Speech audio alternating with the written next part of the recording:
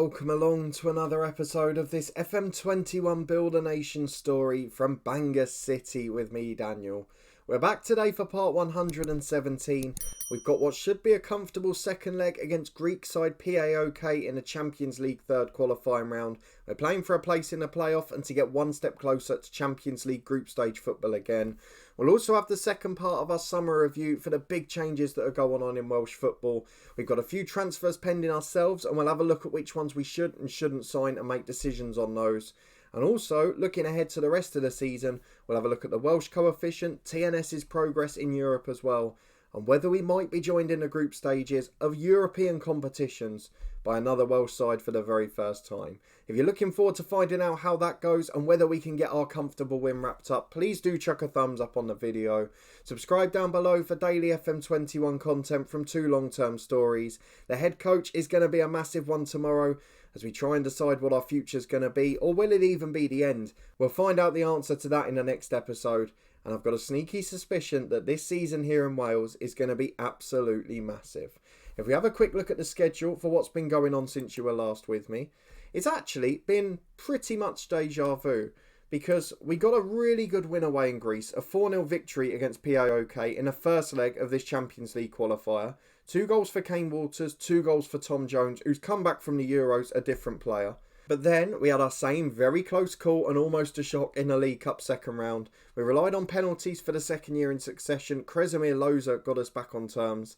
In the end, thankfully, we scored all 5 of ours, whilst they missed one. Carnarvon, looking a good team, but they missed a penalty. Didn't even get to take their 5th in the end.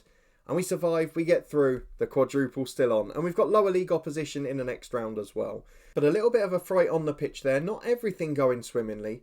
And before we go and have a look at the rest of the things and get into today's game, let's have a look at our transfers, both in terms of outs, ins, and ones that might be happening a bit later in the window. So if we have a look at the transfers, there has been one more out, which is the one we were expecting, and one which may be useful for TNS. They've loaned Warren Bell in for the rest of the season. They're paying most of his wages. They're playing him in centre midfield. He already started their last Europa Conference game and I'm sure he'll be a major success. Didn't really get to play for them much last year when he joined in January due to injuries, but I'm hoping this year he can make a real impact. So again, we're strengthening one of our rivals. We're really happy with that. If we go and have a look at the transfers, it looks like Joe Duffy will be leaving. We're just waiting to get a replacement in. We've got 2 more loan spaces in the squad. And we've got some potential permanent additions. Now, it has still been a challenging window. We're missing out on lots of targets, but there might be a few coming in now. So Niall Maxfield is the one that could have been. A left back who chose to stay with Barnsley. He was out of contract. We could have got him for a few £100k compensation. And the other one, let me go and have a look at the scout reports, because there was another really good one we had a look at. Let me just narrow it down by defenders, and we should be able to find who we're looking for. So this is the guy, Ahmet Bektas. He's a Dutch international fullback and he was available on a free as well. We tried to get him in, but Huddersfield pipped us to him. 8.25 grand a week, £5 million he's worth there, and he's starting in the Championship. And of course, not only that, if we go and look at Huddersfield, he's playing opposite Peter Holding, who for some reason is still starting in their defence despite being nowhere near as good. So they're the 2 that might have been. We're still a bit short at left back. Francis Jeffers was the manager there, just noticed that one as well. But there are a few more that might well be coming in. The first one is this lad in the scout report, Sam Lacey. He's available on a free agent deal, now not wanted by any club. So I'm hoping that might put his wage demands down, because before he wanted astronomical amounts of money. And he still does. So we're going to leave him a couple of months. I think he could be our solution to replace Joe Duffy. But we've got to find a short-term solution as well. We've got a striker in the reserves who's a 1.5-star ability youngster. I don't know that that's good enough. So Sam Lacey is one I've definitely got my eyes on. The rest of them that we're potentially confirming include Jerome Kelly, a man we've chased on loan for many a year. He's now available for £4.5 million. He would want a contract to £7 grand a week, which is a bit of a step up for us. And he'd actually be the 3rd best centre-half behind Whittaker and McKenzie. So that's the thing that's holding me back. But he looks very, very good. And I don't think we can turn him down. This is about improving the squad. If we can sign him and get rid of a Morgan Boys, for example, then that's a step in the right direction for this football team. So don't rule out Jerome Kelly coming in next week. We've also got 2 midfielders from Atletico Madrid who both want to join for around £8 grand on loan. Ruben Reyes is the star one for me. 4-star ability, box-to-box midfielder. Looks like he might be a sort of Ian Brooks or a Scott Furlong of the future moving forward. Incredibly good work rate, excellent technique as you expect from many Spanish midfielders, and really good physically too. So he's the one I'm sort of leaning towards and might be in place for the playoffs. And then Carlos Martinez, almost a carbon copy, just better on the ball, not quite as good all rounds. Maybe the second best of the options, I think. Not quite as versatile, although he can play on the right wing. Not that that really helps us. But I'm not sure that he's quite as good as Reyes. So that's probably who we're going to go for. And then up front, in the meantime, if we're not able to sign the lad we were just looking at, why don't we go for Luis Rosario? On the transfer list, but won't join us permanently. On £2,000 a week at Benfica, a Portuguese under-21 international, electric quick. I mean, he's a slightly less good version of Kane Waters. And that's almost the perfect backup, is it not? Played 22 games for Benfica, played for other clubs in Portugal, scored a fair few goals. And I think he might be the one to come in if we don't see any signs of Lacey joining anytime soon. Dan Petrescu potentially joining as a scout as well. I'm trying to think now, if we can get scouts from the likes of Croatia and Poland and Romania, where there's brilliant youngsters coming through, we could have a little inroad there. He's managed Cluj, he's got experience of the Romanian league, and he's an exceptional international of times gone by. He might be the one. So I'm keeping my eyes on him and thinking you could be a big help to us off the pitch. So that's something else that may happen too. But lots of potential big moves in the window. An upgrade in terms of the wages paid. A big transfer for the second time in this series. And a sign of a real level of players coming to us. We're talking about signings from the Premier League, from Benfica, from Atletico Madrid. That's the big time we're dealing in now. And we're starting to get there. So I'm feeling good about that. Let's go and have a look at the rest of the Welsh window to see what's been going on very quickly. It's been a quiet couple of weeks in truth. Just the 5 or 6 signings this month so far. The key one being Warren Bell to TNS, but a few others moving domestically too. And TNS still flying a flag in Europe. Not only did they manage to get through against Debrecen with a 1-1 away draw, they won 3-1 at home to Turkish opposition in the next round. Jonathan Norman with a hat-trick. He's not even the best rated player. Bellen Burgess did well. Stefan Banks is now involved full-time. And they're putting a really good Turkish side into a spot of trouble. I'm just looking at their star player. Not actually that good. But I'm guessing the greyed out ones will be a little bit better than that.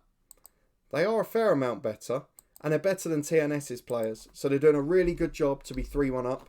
And we hope they can hold on in the away leg. Unfortunately, the other two have fallen out of Europe now. So no sign of a triple header in the European group stages. But to be fair, TNS still trying to sign, still trying to improve their squad. And they've done their work a lot earlier this year. And that's given them a real strong depth into the European qualifiers. So good signs from TNS. I did also promise you I'd show you what Welsh football's looking like in terms of the European coefficients. So let's firstly show you the Nation Club coefficients. So Wales now up to 18th place. We've got a couple of years to drop off in the 4s. We had a great season last year because of the other teams in qualifiers. TNS well on their way again. And if we can have a good year, maybe we can overtake Denmark. Maybe we can overtake Kazakhstan. And if we get to 16th place, that makes a big difference for the qualification places. Because in 16th, we get through to the next qualifier in a Champions League automatically. And if we go up to 15th place, have a look at what happens then. One team in the league path, the second place team, gets into Champions League qualifying. That's where things start to get heavy, because that's basically 2 teams guaranteed a place in the group stages in Europe. Because even from the third qualifying stage of the league path, or the second qualifier, sorry, they've only got to win one qualifier in any of the 3 competitions, and they're automatically through to the Europa Conference group stages. It also means some of the others going to the Europa League rather than the Europa Conference. Just gives us more and more opportunities and a chance for this nation to really develop. I so feel we're on the cusp of it. We just need to get to 15th, and I think we can do it within 2 years, especially if TNS get to the group stages this season. In terms of the club themselves, we're looking in pretty good shape with Bangor City at the moment. We're up to 31st place in the European coefficient, a record high 14. That's the highest we've got since the 23-24 season, whenever we played Arsenal in the last 8. And considering we've not got the Europa Conference as a weaker competition now, that's a really good sign for us moving forward. In terms of the 10-year one for revenue, we're up in the top 50 of that now as well, up into 38th place, making a real difference for us financially. And as we mentioned, with the values cropping up for players in this league, it gives us a chance to sign players and help players from other teams. So I'm really pleased with how things are going. We're not a million miles away. I mean, even Wales, the national team, are 23rd in the world now. It doesn't look like Mark Hughes is going anywhere, so we're not going to get that job anytime soon. So we need the TNS bit to happen. And fingers crossed, they're just 3 nights away from a place in the Europa Conference group stages. With that all done, with Sam Martin in our first team now, having a go as 4th choice striker, let's go and get into the big game against the Greeks, PAOK. We've got a comfortable 4-0 lead. It should be the easiest part of the night, really. And if we win, we've got a tie against Dynamo Kiev. A very good side on paper, a very good squad, a very reputable team. We've had famous nights against them before, and I'm not going to bank against another one. Let's go and pick the team for tonight's game, and I'll be back in a moment to run through it. So, with a 4-goal advantage, we can do what we did last time, which is bringing a few of the slightly younger players into the squad. So, Bulkley will start, Pasiarek will start, Tom Jones and Loza get their places as well. McKinnon takes a rest, as does Whittaker and Malone. The one thing I'm looking at now, and I am thinking about it towards the end of the window, we'd like to potentially sell Morgan Boyce if we can get a left back, and Joe Duffy if we can get a striker. Maybe even Anderson if we strengthen the midfield more. And I'm looking at it and thinking, what about if TNS reach the group stages? Would they potentially come in for those types of players, particularly Morgan Boyce as a Welshman? I'm really interested to see. But for now, let's go and get into it. Our 11 today is George Wickens in goal. MacDonald and Weaver are the fullbacks with McKenzie and Pasiarek at centre-half. Harvey Lloyd in a holding role, not happy, still wanting to leave at the moment. We've seen out his wobbles before. Broom, Bulkley, Jones, the rest of the diamond, with Walters and Loza up front. Loza and Walters amongst the goals this season, but McKinnon, the top goal scorer, given a rest. Now let's see what happens as we host the Greeks. Surely we can't throw it away from here. And we've mentioned a lot of the quality they've got before. Ayoma starts the game. They've rested a few, the likes of experienced Joe Worrell and a couple of the young Greek players. But it's still a very good side. It's a side that should have done better against us at home. And they did have a better share of the game. We just managed to take our chances. We were so clinical. My beloved club Luton Town are trying to nick Matty Whittaker. There's no way he's leaving. I'm going to be telling him off for having a go at him. The team are always going to play on the front foot. We're going to try and get goals. The race course not exactly packed this evening. Of course, we're still playing away from home technically in our home matches in Europe. And that's despite the expansion to the stadium taking it just past the 5,000 mark. We are getting another boost to the youth facilities, which should make them state-of-the-art too. So all is looking really good on and off the pitch with Bangor. And it's really about what TNS can do tomorrow night and in the playoff round. As McKenzie comes forward from the left-back position, Weaver's down the line, so he advances to him, gives it back to McKenzie again, and he goes all the way back to George Wickens. I always worry about these slow, delayed build-up moves and what they're going to lead to. Will it be a defensive error or will it be a goal over the top as Weaver tries to release Walters, but the defender did enough to hold him up. He goes all the way through to the PAOK keeper and they're able to get on the counter with a ball out to the left-hand side, which McDonald intercepts our right back. Charging down the line, he's got no pressure on him. Broom's inside if he can find him. Instead crosses to the back post. Kyo Bulkley brings it down. Releases Kane Walters. It is a wonderful goal. It's a lovely move. And Kyo Bulkley looks well in place at this level. We will do it at some point later on this season. Instead of showing a double header, I'll show one game and just how much some of these youngsters have developed. Because we don't get to see their attributes and that often. And they're coming on leaps and bounds. Particularly now with the top facilities and the good coaches too. As Katagas gets it on the left. It goes into the middle, intercepted. Bulkley gets it to Loza. Over to Walters. Got to score from here, surely. Gets him one-on-one. And a little delicate dink over the advancing keeper. Makes it 2-0 on the night. 6-0 on aggregate. PAOK now needs 6. It ain't going to happen. I've got to say, as we're back after half an hour, for a corner for our visitors, which is headed wide, their first shot of the match of any form. I'm not sure how we're dominating these sides so much. This isn't like the last few years, or up until that point, where we were playing sides with greyed out players, with balanced attributes and all of that stuff. These are sides with quality Greek youngsters and good experienced pros. Their attributes, their ratings, their squad ability is better than ours. But we've got a really good aggressive tactic, and we seem to be taking the game to them. We seem like an unstoppable force at the moment, apart from in the first round of the Welsh League Cup every year. As Weaver gets the ball on the left-hand side, can we make it 3 before the break? Bulkley plays down the line to him again. Weaver gets past his man in towards Broom at the back post. Another man who's really come on leaps and bounds since Furlong and Wells left last year. I will take another look at Dan Wells just to see if we can sneak him on loan. But this has been the perfect performance. It's 3-0, it's professional. and we're going through comfortably. We're boosting the coefficients with wins in both legs as well. That's also important at this stage, as McDonald nicks the ball on halfway again, beats his man, it's a 3-on-2, gets into the box, goes for the shot. Good save by Vassilas for a corner. But this is a side who have attributes that are as good as ours. It is a squad that's ability is as good as ours. There are 6, 7, 8 of these players that could come in and be in our first 18 every single week. And for some reason, we're still battering them. PAOK, not even a shot on target. And as we come up to half-time, we've got another chance to get a goal. We could double our aggregate score by the half-time break. Loza loses out in a challenge. I mean, don't forget as well, we're resting 3 players here. As Weaver gets the ball on the left wing, we've got Gwyn Morgan injured, or it would have been another. As Bulkley gets the ball in blocked, Mackenzie picks it up. Look how advanced the centre-half is. They've left nobody up front to deal with us. No one to push our centre-halves back, and we're just able to create an onslaught. It's a wonderful, wonderful move. Little triangles, delicate play. Weaver advances and releases Tom Jones, and he gets his first goal in the match. 8-0 on aggregate, 4-0 on the night. The perfect first half performance and the most beautiful goal to end the half. Let's hope for the same in the second. We'll bring on some of the younger players if we can. But it's been a fabulous display and it's a joy to watch in truth. As Silva's got the ball back for the Greek visitors. On the right hand side is Ioma. He's got a chance to take on his man. Instead cuts it back to Silva again. Not really in any rush to go anywhere. I think they know it's over. And it's another poor 5-yard pass which Walters intercepts. Goes all the way himself without challenge. It is ridiculously easy. He is saved by the keeper this time and is challenged and cleared away by Steer. It only goes as far as Weaver. The pressure is just a momentary break, but it's still a brilliant display as Ioma's got it on the left to Kouame. Bit of experience on the ball here. Back to Katagas, into the front post, flick down for Koman.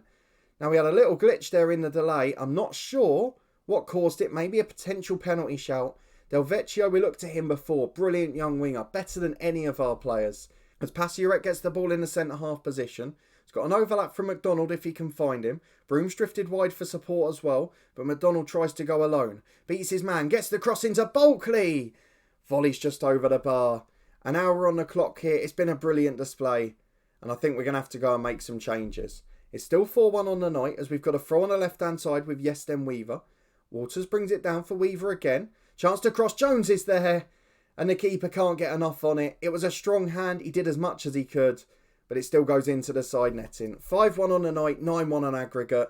And now we can start chanting we want 10. Let's go and rest a few for the weekend. Now the ones I want to protect the most are the ones that we want to chase the club appearance record with, which are Bulkley and Tom Jones. So they're going to be replaced by Malone for Bulkley. And have we got anyone as the number 10? I could go McKinnon and drop Loza back. I mean, I haven't really got many more defensive options, have I? So, do we go for Daniel Anderson or we just try and keep him to sell? Oh, what should I do? Let's go McKinnon. McKinnon for Jones. Loza as the number 10. We're going to get even stronger going forward. And then at the back, we could give McDonald a rest, Mackenzie a rest. Maybe Harvey Lloyd, not on a yellow card. Let's take him off for John Price. And we can consider it job done. 25 to go. Let's see it out confidently. As it's another throw on the left for the Greeks. Pietris gets it in the middle, out to Katagas, the fullback. He's got so much pressure on him. Look how high we're pressing them. We're not letting them break the lines easily at all. In the end, they force the long ball forward. Price in that anchor role heads away to Loza. We've not seen him in the number 10 role. I don't think he's ever played there for us. As he gets the ball back to Weaver, the fullback. Takes on his man. Not really much close pressure on him. Cuts it back to Christopher Broom. He goes all the way back to the centre-half Mackenzie. Probably been one of the easiest days of his career. Out to Weaver, who's been the star man on the pitch so far, to Price. Weaver still pushing for that space in the Wales squad, as Broom gets it wide to McDonald again. Into the penalty area, there's 4 in support. Cuts it back to Broom, and Broom makes it 10 on aggregate. 10-1 at Bangor City, 6-1 on the night. This is exquisite. We love it. Now TNS, please come and join us. If you can make the group stages this year, this is the best summer Welsh football we'll ever have had. As it's another throw on the left. Just 6 minutes on the clock. Just starting to peter out a little bit here. Weaver gets it on the left again from Broom. Both of which have had a sublime game. It's headed away as far as Kai McDonald on the right. Been outshone by his counterpart at left fullback today. Goes for the big switch. Just gives it back to him. Says, you go on and steal the show, son. Weaver puts it in. It's cleared away by the defender. John Price already picked up a yellow, but recycles possession. Passiorek, who's had an easy game at centre-half today, coming for a good match here. Out to Patrick Malone, who's running wide on the right. Got McDonald inside of him. Instead his cross is blocked. Coman can bring it away, who got that away goal. It's been chased all the way by Price. Don't give away the foul. Oh, he wins it back. It's okay. Long ball forward to McKinnon as well. Might have set up a goal with it. And has. Ewan McKinnon chips it over the keeper. It's ridiculous. John Price wins it back over the top. Complete defensive abandon from PAOK. The narrow 4-2-3-1 just hasn't worked for them. And for us, it's been an absolute field day as McDonald releases him again. McKinnon into the box, across to Kane Walters. His shot deflects into the grateful arms of Vasilas. It could have been 8 on the night. It's been 31 shots, 15 on target. Expected goals almost 5. Just about the perfect display. We've beaten the Greek side 11-1 on aggregate. And I can't explain to you how good that feels. We've got Dynamo Kiev to come in the playoffs. You know we'll be showing you that match. But this is the best start to the season. Fingers crossed TNS will be in a playoff at that point. And we'll be well on our way to a title defence. This is the summer. I'm crossing my fingers. This is the year it all happens for the league. Let's go and see the schedule. So we cross our fingers for TNS, who hold that 3-1 lead against the Turks into tomorrow's second leg. We will be back for Dynamo Kiev. First and second leg not separated at the moment. So that might suit us down to the ground just to be able to show both. We'll keep the progress of the Welsh transfer window and TNS's European run continuing, because they could be the big moments for this league and this series over the next couple of days. I hope you'll come and join me for it, and I hope you enjoyed this one too. A really thoroughly brilliant display, and probably the biggest beating of a really decent side we've had so far in the qualifiers. Getting that summer work done early, having a good core of a squad on permanent deals really does make a difference. And we might have 2 or 3 bits of gold dust to add to it, as we've seen. So they'll be along for the next episode. If you're looking forward to that and you did enjoy this one, please do chuck a thumbs up on the video. If you want to see more and find out how we get on this year, and more importantly, if TNS can finally do it, please do subscribe down below and turn that notification bell on. We've got a big update coming in tomorrow's head coach episode as we decide our future following our spell at Juventus. And this one will be back in 2 days' time with make or break time both for us, for TNS and for the league in general. But a massive thank you for your continued support, for watching the series as always. It really does mean a lot. And I'll see you next time. Big games to come and a big summer which could be about to get even better. I'll see you there.